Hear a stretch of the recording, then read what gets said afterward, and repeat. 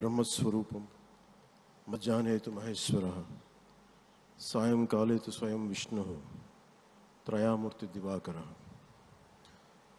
ముందుగా సూర్య భగవానునికి నమస్సమాంజలి తెలియజేస్తూ యోగ విద్యను అందించిన ఆది యోగి పరమశివునికి ఆ మహాయోగ విద్యని మనకి పతంజలి మహర్షి యోగశాస్త్ర రూపంలో అందించారు. వారిరువురి పాదపద్మములకు నమస్కారాలు. మన యోగ విశిష్టతను గొప్పదనాన్ని ఋగ్వేదంలో ఉన్న మహానుభావులు తెలియజేస్తే దానిని ప్రపంచవ్యాపితం చేసిన దార్శనికులు మాత్రం గౌరవ ప్రధానమంత్రి శ్రీ నరేంద్ర మోదీ గారు.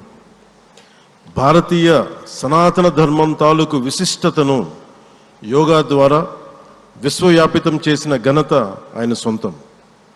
యోగా సాధకులు ఎంతటి దృఢచిత్తాన్ని కలిగి ఉంటారు, ఒత్తిడి జయించి సంకల్ప సాధకులుగా ఎలా నిలబడతారన్న దానికి కూడా మన గౌరవ ప్రధాని శ్రీ మోదీజీ గారు నిలువెత్తు ఉదాహరణ.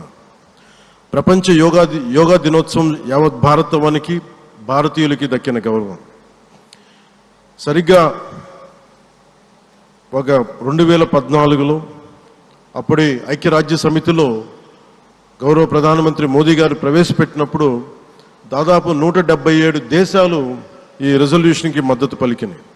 ఇంతమంది మద్దతుని కూడగట్టగలిగి ఈ రోజున మనకి 2015 నుంచి యోగా దినోత్సవం ప్రారంభమైంది.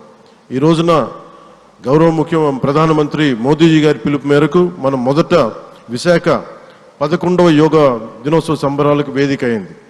శ్రీ మోదీజీ గారి సమక్షంలో గౌరవ ముఖ్యమంత్రి వర్యులు శ్రీ చంద్రబాబు నాయుడు గారి కృషితో ప్రపంచ రికార్డుకు వేదికగా నిలిచింది. విశ్వనరులు మోదీజీ గారి పిలుపు మేరకు యోగా ఒక వన్ ఎర్త్ వన్ హెల్త్ ఈ ఆరోగ్యం థీమ్ని ఈ వేదిక నుంచి ప్రతి ఒక్కరూ ముందుకు తీసుకెళ్లాలని మనస్ఫూర్తిగా కోరుకుంటూ, ఇక్కడ ఆసీనులైన మీ అందరికీ ఇక్కడికి వచ్చేసిన ప్రతి ఒక్కరికి కూడా పేరు పేరున నా హృదయపూర్వక వందనాలు, నమస్కారాలు.